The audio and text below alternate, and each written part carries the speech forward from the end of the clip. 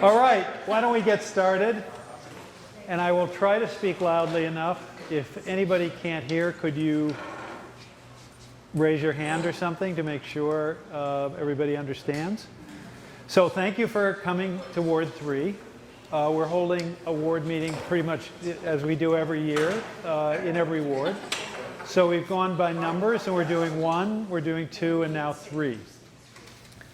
But first I wanted to introduce some of the elected officials who are here. Trish Klee, the Ward 3 Alderwoman right there. Thank you, Trish. Next there is Carrie Spear, one of the state reps. And Sherry is a former state rep, just recently retired. Who else we got? Anybody? And Steve Lyons is on the ZBA. That's not elected, but... So usually I just talk a little bit about what's going on in the city and then take any questions, comments you want to make.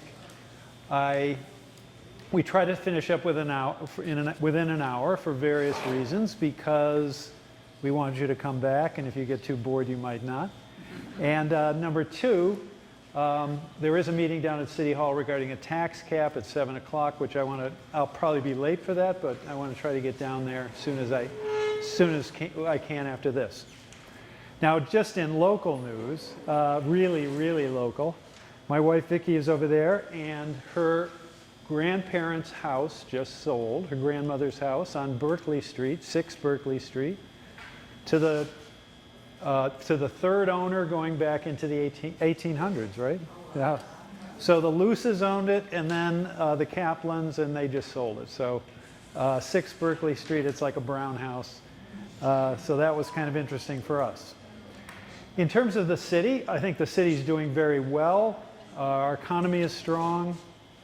The job situation is very positive. The city is growing. But certainly we have a lot of challenges which we're seeking to meet. The housing shortage and the lack of affordable housing is a big issue here in Nashua and really throughout the state and really New England. We've done a number of things. We're working on that like every day.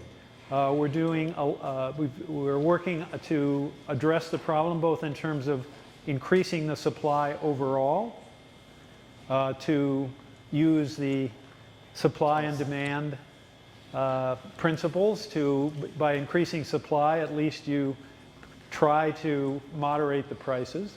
But of course, we've seen the rents going up very rapidly over the last number of years, and as you all know, many of you are homeowners, of course, the value of homes has really doubled in the last 8 or 10 years, and they're going up 10% a year, 40% in 4 years, 60% over the last 6 years. And we've seen that in the property tax assessments and also in the sale prices that for which the homes sell. In terms of some of the projects that we've been working on, we worked with the Housing Authority to redevelop what was then Bronstein into Monahan Manor on Central Street. That's 200 and some units of all affordable housing. We worked with NeighborWorks, which is a nonprofit organization that owns units in Manchester, Nashua, and a few other towns. Very credible organization, to establish the new building at 249 Main Street, right across from CVS. That is 46 units of affordable housing. There's another group of people who, over on Crown Street near the river, are developing a 75-unit affordable housing project. Hasn't gotten too far yet. They've cleared the site and they're beginning construction. We worked with somebody on, Randy Termel is his name, on Bridge Street to do some, I think, 24 off-price units there. But in addition, there is market rate housing. There is the School Street flats, or excuse me, the High Street flats, which is between School Street and High Street, right kind of behind Martha's. That is a $30 or $40 million private investment. And that, if you look around the city in terms of the central business district, that is the largest from the ground up construction of residential property since the late 1800s. We're trying to encourage some more of that. If you know where the NIMCO site is, in the mill yard near the smokestack, after a long odyssey, which I won't describe all the details, the city finally gained ownership of that. We put out an RFP and request for proposal and have arrived at a developer, and that will go forward with about 250 units, some affordable and some not. The Elm Street Middle School, of course, is no longer being used by the school department because of the new, and you should visit if you can, the new McCarthy Middle School down in the southwest part of the city. The Elm Street School will be redeveloped for housing. We've received a group of proposals on that. It's been narrowed down by a committee to 2, and we'll have some public input. They'll make the public presentations, I think, later this month or in April. And so we can get public input as to what people think of the 2 different ideas that are still on the table. Certainly, property taxes are an issue, and I and the Board of Aldermen realize that we need to do everything we can to keep property taxes down. I gave the State of the City address in February, about a month ago. And one thing that I talked a lot about was school aid. Now, if New Hampshire, in terms of the percentage of spending that takes place in local schools, New Hampshire has the lowest percentage of state aid of all of the 50 states. So practically the entire burden is on the property taxes. There has been litigation, and the average cost across the state of New Hampshire to educate a child is about $21,000. Nashua, I think, is a little bit less, but it's in that ballpark. For a child with disabilities, it is considerably higher than that. Now, the state courts decided in 1993 in the so-called Claremont case that the state has a constitutional obligation to provide and pay for an adequate education. So to me and to many people at the municipal level, an adequate education, the cost of that is really the state average. I mean, that's about, or maybe a little less, but in that ballpark. And that's around $21,000. But the state adequacy grant is for $4,100. So roughly 20% of what the average cost is. There's been perpetual litigation over this over many years. Recently, there was another case in the Rockingham County Superior Court, and Judge Ruoff decided in that decision that the level of state aid is unconstitutional. So that's going to be battled out in the Supreme Court and the legislature.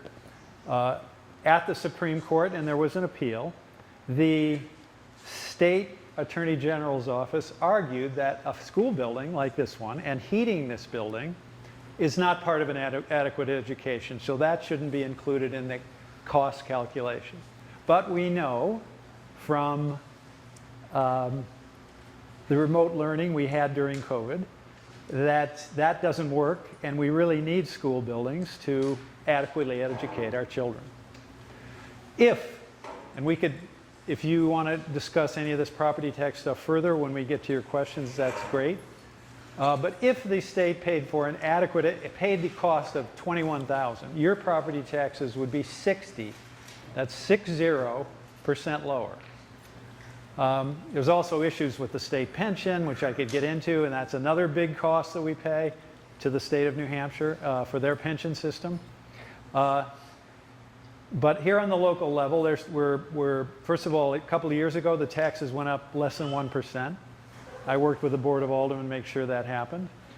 The budget cap has been litigated, and I could explain the details, but one of our citizens brought a case claiming that a minor change that we made was not right, and the judge, without even the city asking, invalidated the cap. Then the legislature got involved. They did something that really makes no sense, which I could explain in detail if you wish. But now we are proposing just to start all over again, proposing to put on the ballot a tax cap that just gets rid of all the mess that we have now with all of the litigation and the legislative action in Concord, and which would put a tax cap into effect. But the Board of Aldermen needs to vote to put that on the ballot. We see, of course, a lot of things happening in Washington, D.C.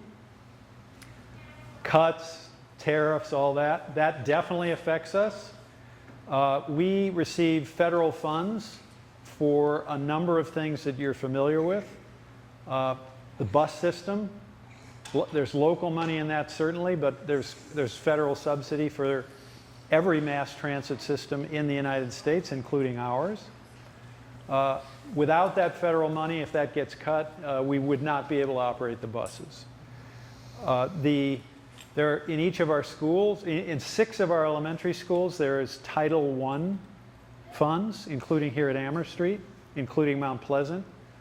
Title I is a federal program that provides 50 extra teachers, so extra help for the elementary schools who have a high percentage of free and reduced lunch students.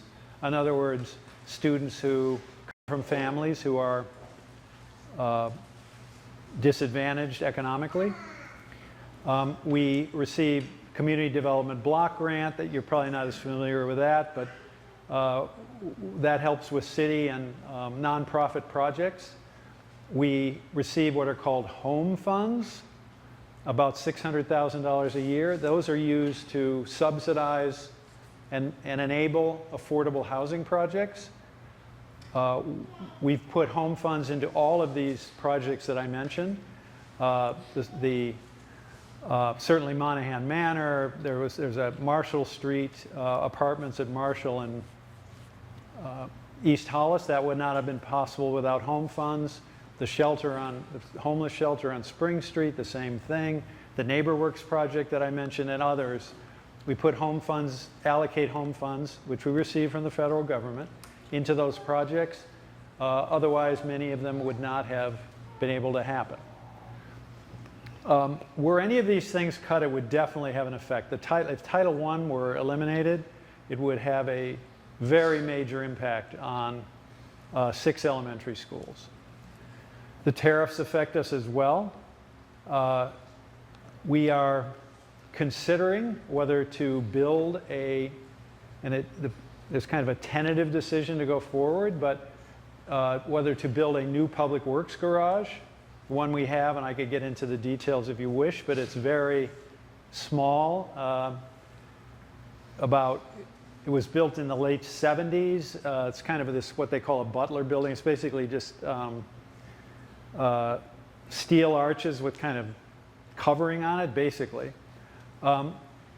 So if we go forward with that, we are beginning to get initial cost estimates, and they're telling us we have a owner's project manager as well as a preferred contractor. They were both selected through a interview process. They're saying that the tariffs would add millions of dollars, probably about $4 million to the cost of that project.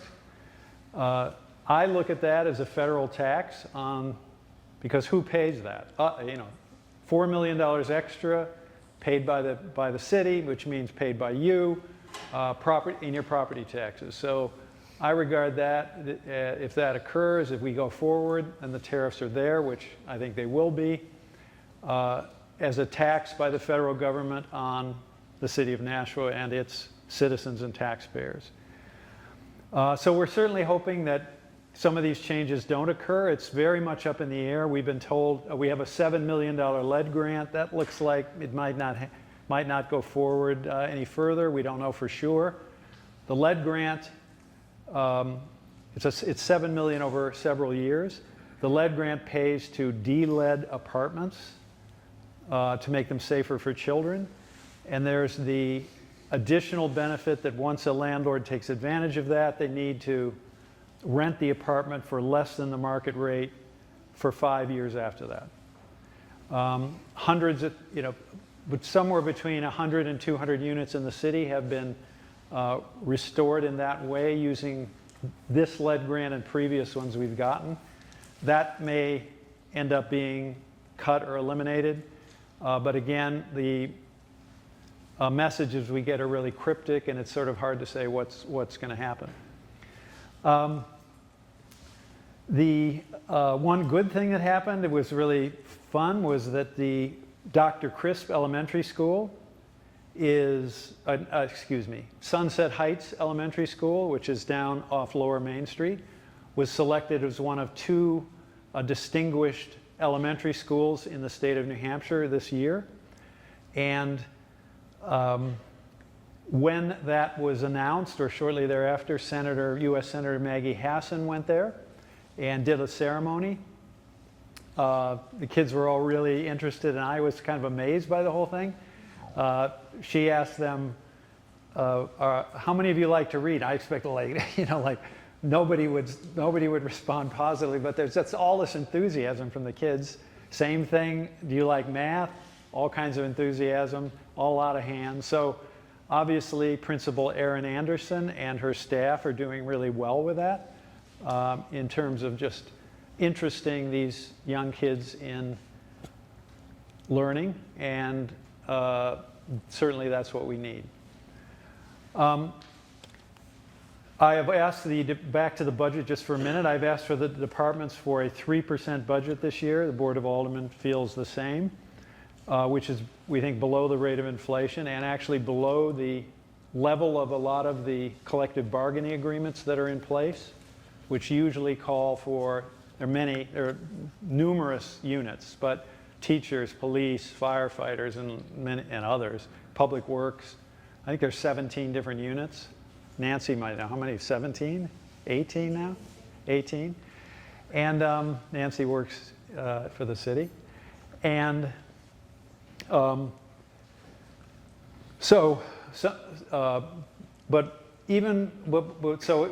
there are these annual raises in place.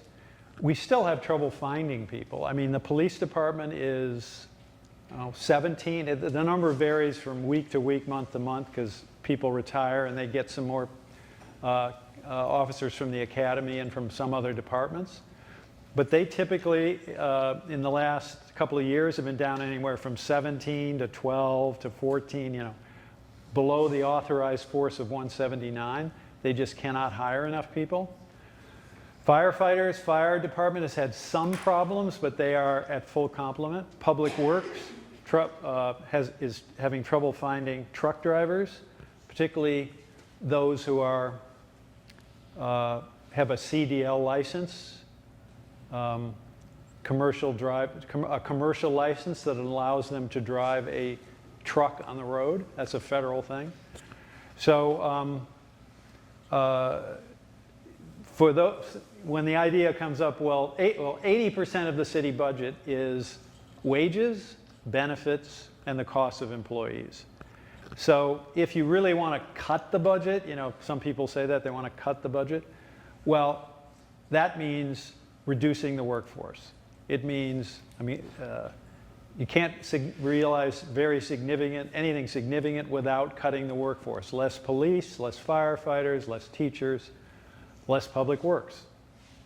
So we are trying to keep the budget as low as possible to take into account the raises, but not much else.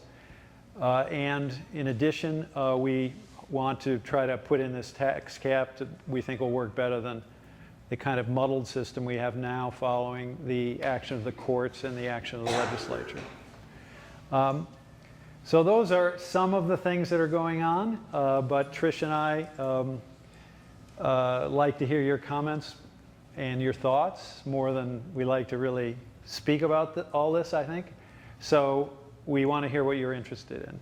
And therefore, why don't we throw it open to any questions? Kath here has a microphone, and you can Now, Ms. Orlano, we have, what, 18 litigations between us and you? So I think we should just talk in court and, you know, not. No, I just have a question about. I'm going to pass on that. All right, does anybody else have any questions? Yes, ma'am. Oh, wait. With all the stuff you mentioned coming down from feds, the programs they're cutting, the people they're cutting, are we proactively doing anything to counterbalance that? I mean, homelessness will probably kick up. The labor's going to be worse. All right, now what the, Repeat the question now, sir. Kath, could you repeat the question? I'm sorry. Yeah, I'll use my theater voice. This young lady was asking about how are we going to adjust our services, especially if increased homelessness occurs or other issues regarding the federal issues and changes that we're seeing. Do we have a local plan for dealing with the federal Well, of course we changes? don't. So the question is, do we have, how would we deal with federal cuts were they to occur? You know, it depends on the program and it depends what happens. I mean, everything is in chaos, really, up in the air. So we don't know. Now, could we, for example, if they cut Title I, could we possibly replace some of those teachers? Yeah, maybe. Could we run the bus system? Probably not. Would we do the lead grant without the federal money? Probably not. And the reason is any city budget, every year, the balance is between what do we want to pay for? And every item costs more money and causes higher property taxes. So if we were to take over the bus system, your property taxes would, worth the federal government to cut the bus system, we take it over, your taxes are going to go up. If the Title I program is cut and if we replace even some of those teachers, your taxes go up. And we hear the message that people want us to keep property taxes as low as possible. So each judgment would be a difficult one. Hopefully nothing will get cut.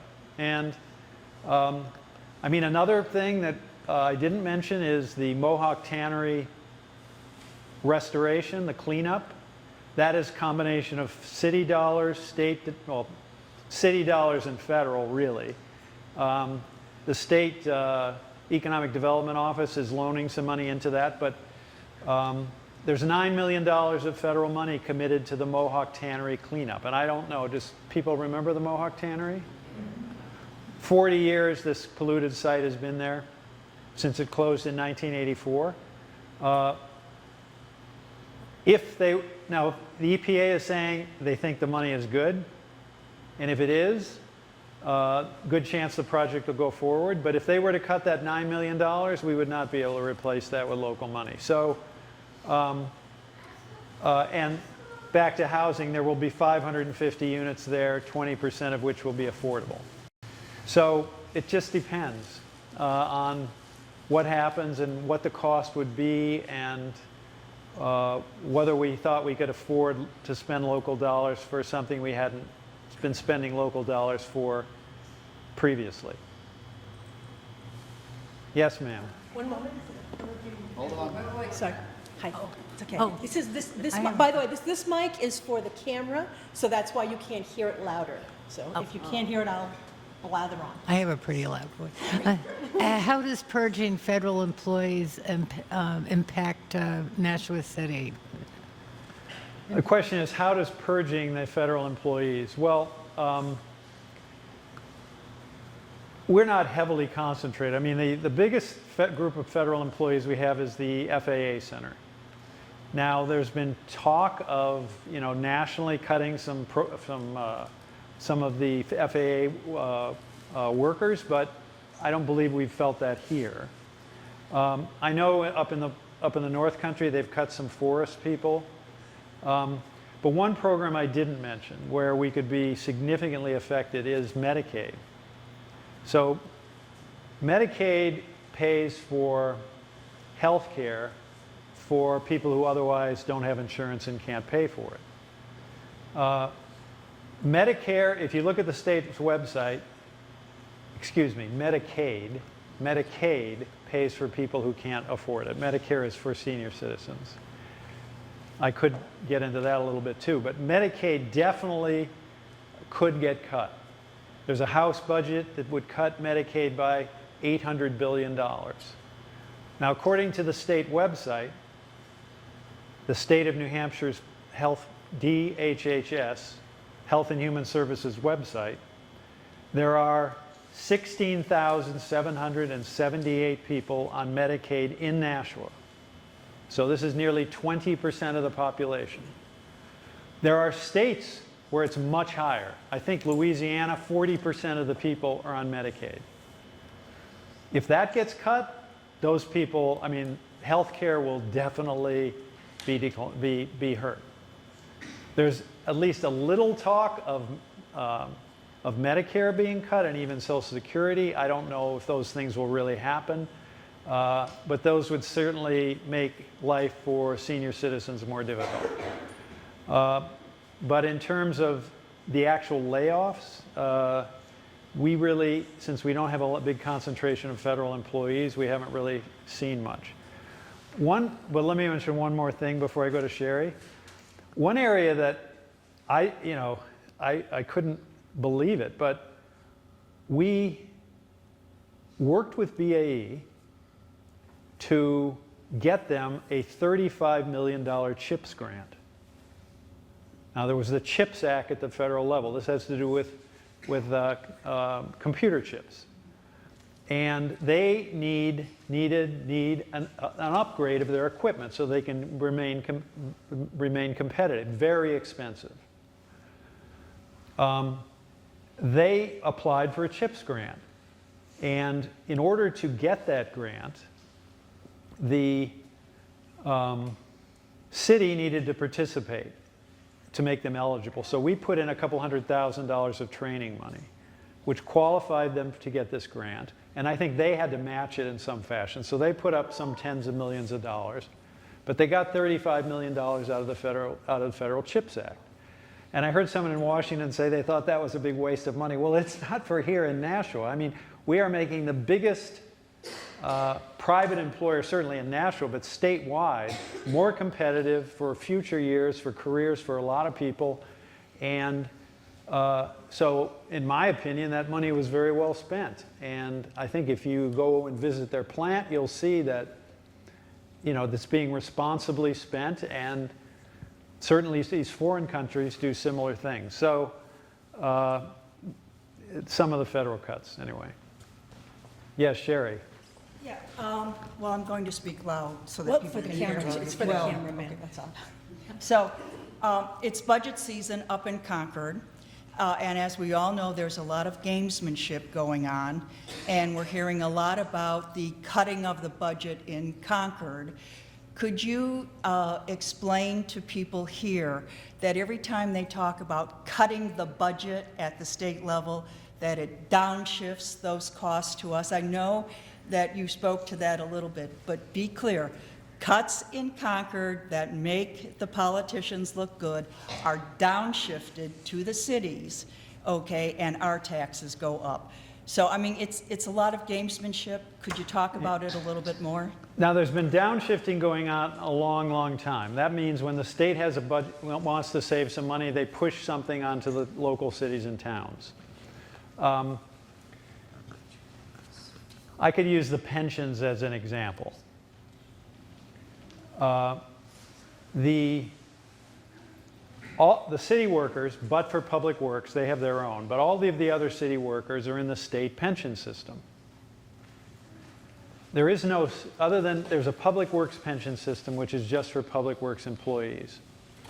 But beyond that, teachers, firefighters, police, city hall, everything is in the state pension system. And the way that happened is 50 years ago, maybe more like 60, the state went to all municipalities and said, look, if you bring your employees into the state pension system, we will pay 35% of the cost. great, I assume. Back then, they said great, and everybody signed up. Basically, every city and town in New Hampshire is in the system. And that went along for quite a while very well. But back 10, 12, 14 years ago, there was two things happened. Number one, they were short of money, so they decided we're not going to pay the 35% anymore. We're just going to make you pay 100%. But more than that, the system was mismanaged through legislative action. Benefits were increased, contributions were reduced, to please some people politically or whatever.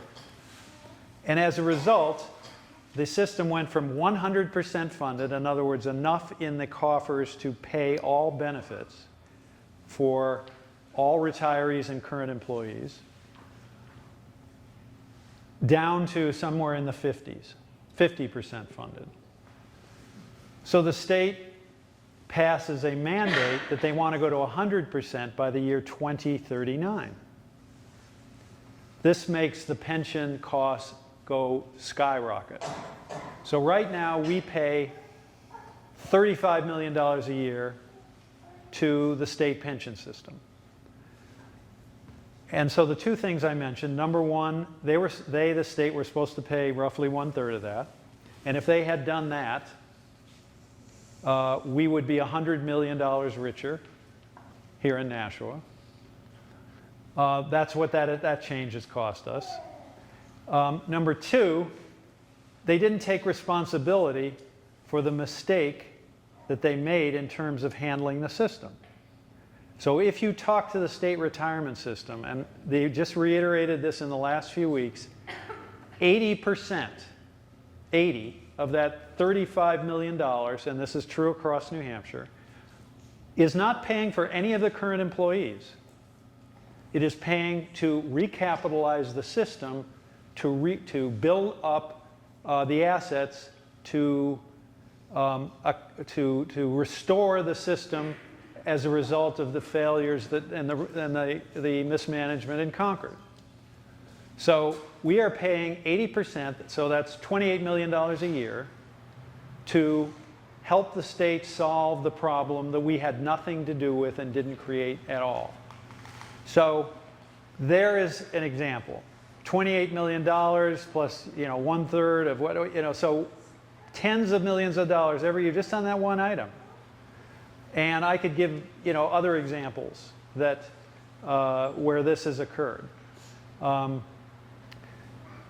Could there be property tax relief? There should be, but the state, now Sherry got me into this rant, so you blame her for this, but it's important that people... The state cut two taxes recently. They eliminated the interest and dividends tax beginning January 1. Now, who pays that? Mostly wealthy individuals. That's costing them $185 million a year. The other thing they did is over time they reduced the two business taxes we have called the business enterprise tax and the business profits tax. The reduction in those rates, and that's paid, the reduction in those rates has cost another couple $100 million a year. Now, who pays this BBT and the BET? It's principally large corporations. Walmart, Target. The money just goes to where Walmart is in Arkansas. It just goes down to Arkansas. It just adds to they don't add jobs here. There is something called the Fiscal Policy Institute, a nonprofit, nonpartisan organization has examined this thing. They've said that these business cuts have not added to the economy, have not added jobs, have not affected business activity. All right, so the two of them, a loss of $400 million a year in revenue. If that had instead been applied to property tax reduction, which is paid not by big corporations, not by billionaires, millionaires, or whatever, is paid by hardworking homeowners here in Nashua and throughout the state, your taxes would be 10% lower. If instead of doing those business cuts and the interest and dividends tax, if they'd applied this to property tax relief, 10% on the property taxes statewide. So, and there's other examples. There's the rooms and meals tax issue, and there's just, we could go on forever about this. But I just gave a couple of examples. There are many more. But can I just, reducing taxes in Concord increases? Yeah, it usually taxes. increases property taxes. But they think, and maybe they know, that they won't get blamed for that. You'll come to this meeting and Fred Tiemann will tell me property taxes are too high. Well, maybe you should go to Concord and talk to them. Mayor? Yes. I believe I heard today that the governor of Ontario said they're going to put a 25% tariff on electricity coming into the U.S. Can you tell us how that might affect the cooperative that we're in for our electrical supply? The question was, if Canada increases tariffs, specifically electric tariff on the electricity coming from Canada, it's mostly like water power and the like, right? How would it affect us in Nashua with the community power? Well, I'm not sure if we're purchasing any from, that's a good question. I can find out if we're purchasing. It's a cooperative of a number of cities and towns. So I can find out if we are buying any from Canada. But, I mean, I personally don't understand this war with Canada. I mean, Nashua was built by Canadian immigrants, right? Back in the days of the mills. And how many people in Nashua have French-Canadian heritage and French-Canadian names? A lot. And they're a close neighbor, a close friend. They're a few hundred miles away from us anyway. I don't understand the war with Canada, why we would be alienating them rather than embracing them. It's a similar culture, it's right next door. I mean, you see all the reasons. But certainly, I will ask about the electric issue, and a tariff war between us and Canada, I don't see how that helps us. Right, Mike, that all is accurate. I guess the next question would be, if the cooperative is getting electricity from Canada and they put a 25% tariff on that electricity that we then have to pay, Right. do we have an alternative to say, okay, we're not going to buy from Canada anymore, we're going to buy from the other suppliers and increase our purchasing from them where we don't have the tariff? Yes, that could happen. But I mean, if there were, the simple answer is yes, but as I'm thinking about it right now, it could raise prices generally, right? So we buy less from Canada, which means there's more demand for there's more now demand for US-based power from many different industries and Eversource and the like. So could it raise taxes? Could it raise prices kind of across the board to some degree? Not 25%, but to some degree, yes. Yeah, it could. Is there someone down here? Yes. Anybody? How about this gentleman here with the Red Sox hat? Yeah, you opened up with a discussion of a talk on the increasing the housing in the Nashua area. To me, that seems like we've increased the density in downtown Nashua quite a bit. That implies to me that there's an increase in the need for city services. I guess I like assurance that that's part of the plan. So the question has to do with the housing, and if we increase housing density downtown, which you can observe is happening, will that increase the need for city services? And the answer is to some degree, but I would say this. Number one, downtown is definitely a profit center in terms of taxes. There's no way we spend as much downtown as we collect. Very little service is given, especially the central business district. There really aren't many kids. You know, you take Clock Tower, you look at the residential things. Clock Tower pays $300,000 a year.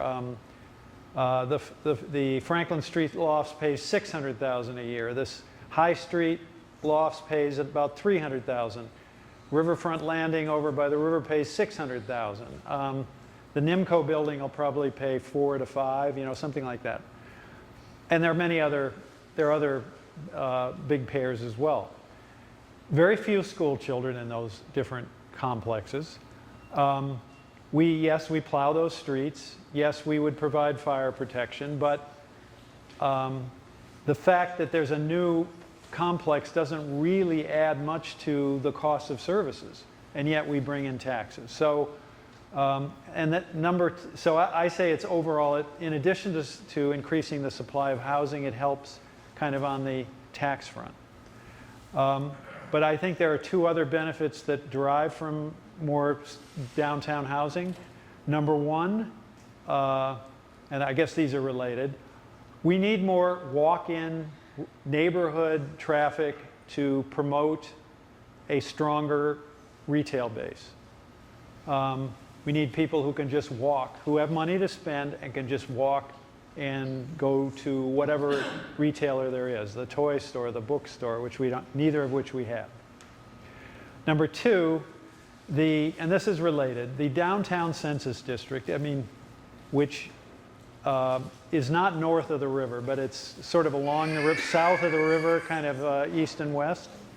That is the poorest census district in the state of New Hampshire. Now, Nashua overall for the cities is relatively affluent, but that section of the city, that census tract, is the poorest one in the state of New Hampshire. So we need to bring more people to live there, to patronize the businesses, because without people who can afford to buy things nearby, stores, stores, retail business cannot do as well as it otherwise could. So my answer is, it increases the cost of services a bit, but the taxes outweigh any increase in the cost. Yes. Also, with walking into downtown and being able to spend more money downtown, we walk a lot along Main Street, and the traffic lights, specifically in the walk signals, it takes forever. You have to press the button, it goes through the entire cycle, you wait 2 or 3 minutes. It either makes you add like 10, 15 minutes just to get to downtown, or you end up jaywalking. So is there a way that we could change that to allow actual walking along north, at least Main Street, north and south, especially right at the Hunt building, that intersection makes it so hard to get into downtown? All right, so the question which everybody might not have heard is the walk cycles. There aren't enough walk cycles at the lights downtown. There's too much time given to the traffic, and therefore it's hard to get through some major intersections, specifically at the top of Library Hill. Well, it's a tough question because, of course, we get complaints that the car's way too long, you know. So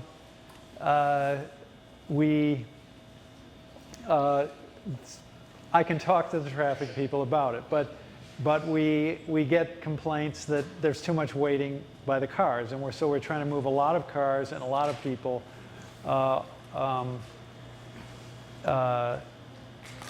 through the same real estate. Now, my opinion is that we should do everything we can to make the city, the downtown, more pedestrian, people friendly. That includes expanding the sidewalks at some point. That included the former, that's been pretty much eliminated now. Expanded outdoor dining, and possibly more walk time. But we will definitely get complaints from drivers that it causes them more time. One way we could move everybody more quickly is you will see that when the walk lights go on, all traffic stops. Now, in larger cities, they don't do that. So if you are on, an east-west street, and that street gets, the traffic gets the green light, there is a walk signal across parallel with the moving traffic. So far, the city has made the judgment that that would be a safety issue, and it's, it's kind of like New York City or something. So that hasn't been done. But if we ever did that, it would increase to some degree the walking cycle, the walking time, and to some degree would move traffic more quickly. Would it be more dangerous for pedestrians? Probably a little bit. Coming from a big city, I think that's what we are like frustrated by. We don't have that. Yeah. Yes. You can have like a leading pedestrian interval where they have 5 seconds to get halfway out, and then And then the traffic starts. Well, I will ask traffic about this. They keep saying, safety. Now, I would probably, were it just my judgment, probably move the traffic more quickly in the way that you mentioned. But, we have to take in the overall consensus, and I'm not sure the consensus is there yet. Yes. Just a follow-up question. Yes. I've noticed sometime, and I think it's at like Main and Pearl, okay, that, the walk lights come on and there's nobody at any of the intersections. So it doesn't seem like they're triggered manually. It seems like they're on a cycle. And so, can you check that out? Because Yeah. it's such a waste. Everybody's sitting there and there's nobody walking. So the question, and I don't know if anybody heard, Sherry made the point that the walk signals go on even if there is no pedestrian traffic. They go on without someone pushing a button, and that is true. I can definitely ask about that. Yes. Yes, Here it comes. Mr. Stevens. This is a retired police officer right here. Well, thanks a lot. Nobody shoot. I can address a few things, but one of my problems as a landlord in Nashua, I've been Is a what? landlord for 50 years. Problem I have, and you partially addressed it, you'd like to have more density downtown where people can spend their money downtown. The problem with bringing in denser downtown is there's buildings are on top of each other. It's not like in the suburbs where everybody has a Right. driveway. We need to be allowed to park overnight on the city streets. I've been told, well, the fire trucks can't get through. Well, on the streets where you can park all day long, I don't think the fire trucks get fatter at night. So I think if you can park all day between 6 a.m. and midnight, you should be able to park there between midnight and 6. Now, I know there's a pilot program where permits were being sold. Fantastic. The city could raise some money by charging either the landlords or the tenants to buy permits. I'd be happy to pay for my tenants. As it is, I'm paying through the nose to find parking places And for them what now. street are you on there? I'm on Perham Street. There's parking all day long. It's not an issue. It's wide enough. The city trucks go by to pick up the trash every week. They don't hit any cars that I've ever been. I've been a landlord there since 1988, that particular property. I've owned a few others around the city where, yes, you couldn't park on the street. I get that. But Perham certainly would qualify. Now, my tenants did try. They did apply for the permit, and they were rejected for whatever reason. So I know I'd like to talk to Patricia about that. All but right, so I'd the- be very happy to talk to the city fathers, whatever it takes, to get that So the situated. question is, can we allow overnight parking on streets throughout Nashua? Now, typically, right now, the rule is you cannot do that. When I was an alderman, I sponsored this change downtown, which we got through. In some of the congested neighborhoods, for residents only, we sell a $10 annual permit where they can park on the street overnight. And the question is, could we allow overnight park? Now, we bring in that revenue, but it's hard. I mean, it doesn't even cover the cost really of the permitting process. But you could get a lot more. You could get per more. car. So The we did- landlord would be happy to pay for his tenants. We most- did do this. We did do this. I'm going to let Trish add in a moment.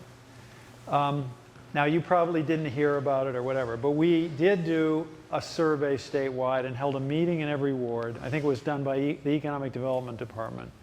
Do you want overnight parking in the neighborhood? And so we did, I believe, 9 meetings. And the consensus was strongly no. Okay, so we just followed what we got back at the neighborhood meetings. Now, if it had gone the other way, if the consensus had been yes, we probably would have tried to change the parking regulations further.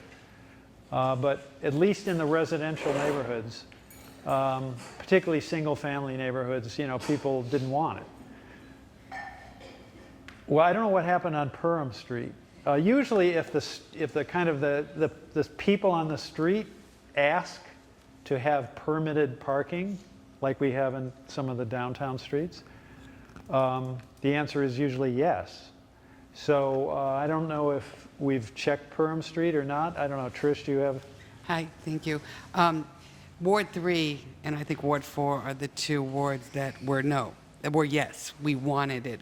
The problem is the areas that want it are the most congested, where we can't have the overnight parking. And it's really a complicated thing. Now, Perham, we probably could, and the process was going to be, and this keeps getting changed, Mr. Mayor, and I can talk to you offline and others offline too. The problem that I keep running into is that we are supposed to be piloting a project that, and I volunteered Ward 3 to take a couple neighborhoods here and there. This is the issue, though. We have to design what the block is. We have to get everybody in that area to agree to want it. And we have to figure out how many parking spaces there are going to be based on the new code and so on. So it's a very complicated system. I had held meetings, I talked to people. So Ward 3 wants it, but the places that want it are the French Hill area, where there is the most dense and congested and the least amount of parking.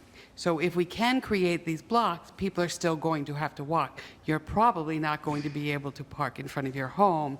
And we could create a block that says, okay, you can get a parking permit for this block, unlike what it is now. When you get an overnight parking, you could go park maybe in Ward 6 if there was overnight parking, even if you lived in Ward 3.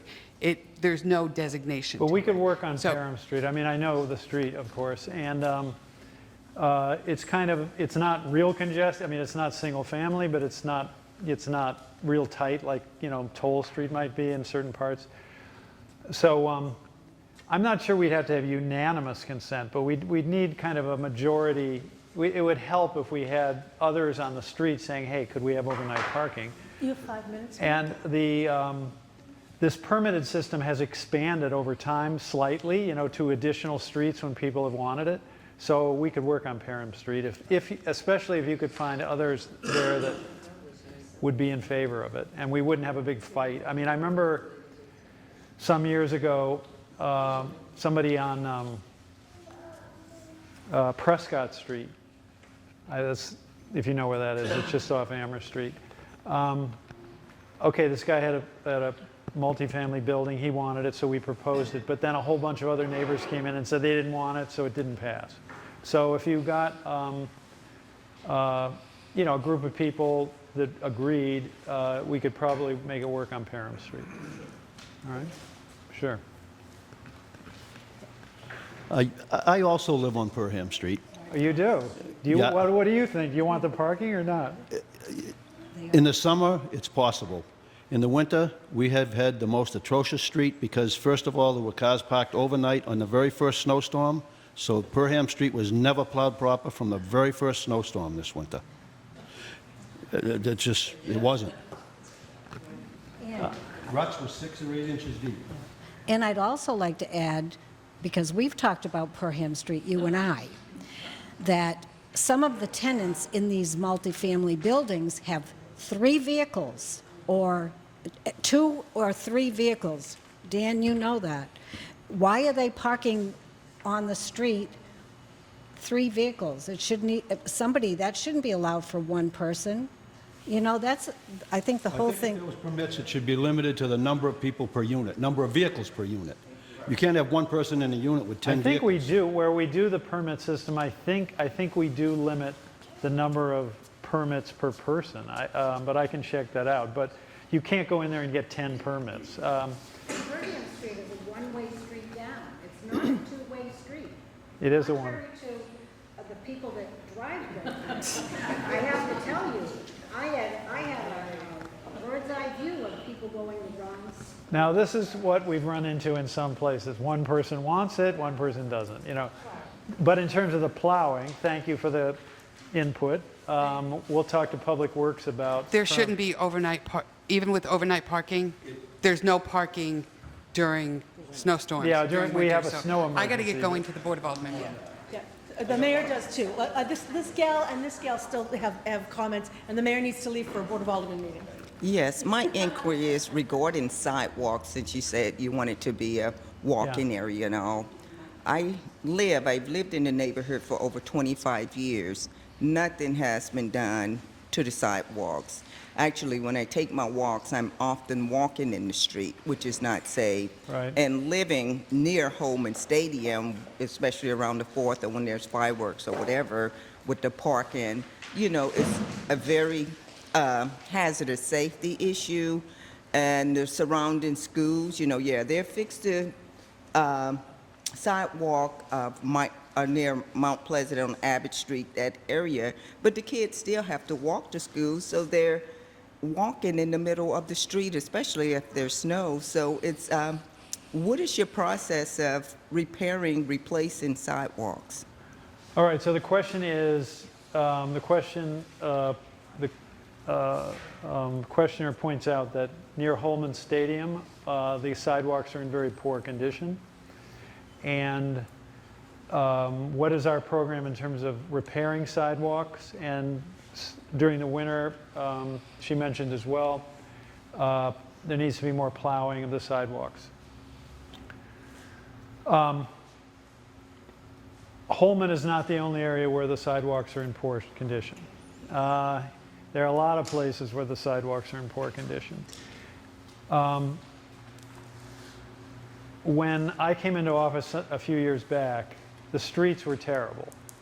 So, you know, we have the streets and the sidewalks. So we put, I could get into all these details, but we put $75 million into paving all of the streets.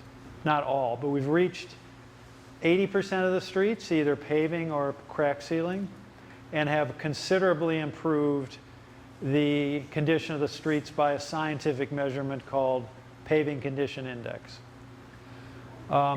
We could do the same thing for the sidewalks, but it's a very expensive process, a very expensive project. You think a sidewalk is cheap. Well, they're not.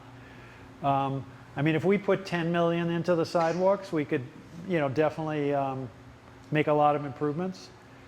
But it's the tax pressure again. We're putting all this money into streets. Everybody says they want lower taxes. We put limited money, and that's why. I mean, there's very little money goes into, it's like a couple $100,000 a year or something goes into sidewalk repair.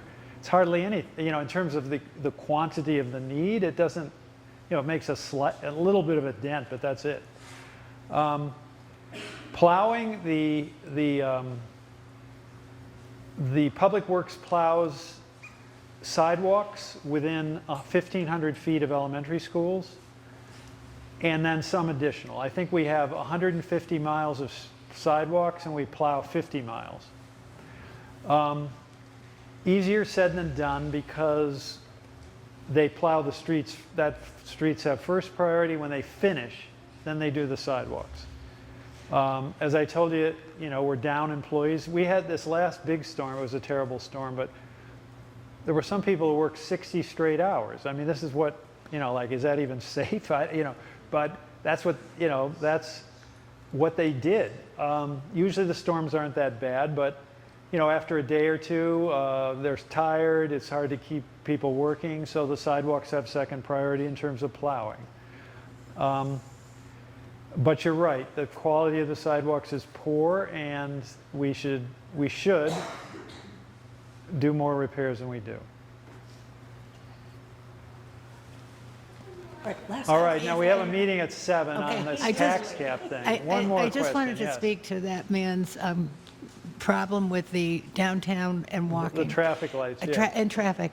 I love the downtown. I think so many it has happened in the last 10 years, mainly because of you and the members of your staff.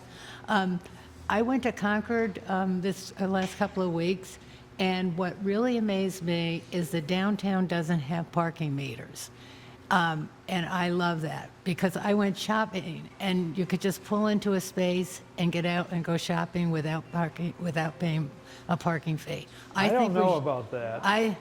Concord gives huge, they have a huge parking revenues. They have a huge parking garage. Parking ticket revenues. A parking garage that's Monday through Friday and not Saturday. But there's no parking meters in the downtown. I pulled into a space. The other thing I really liked, but I don't think we can do it. I like that. Oh, no, there's, You think there's free parking downtown? Well, I parked right in front of the State House. Well, then you didn't get a ticket. There's parking meters all over the place. All right. The reason for the meters is it is a revenue thing. It's partially a revenue thing, but it's partially a turnover. What retailers really want. When in the days when you could just park there, free, people would just park there for 8 hours. So part of it is that. Part of it is you're trying to push turnover so people move, and they don't. Employee doesn't park there all day long. Then the other people can't park there. Oh, here I was thinking, hey, this is I remember one year I proposed free Christmas parking for the month, and one of the downtown retailers, one of the biggest at the time, called me like on a Sunday morning and was just like livid, like, what are you doing, So.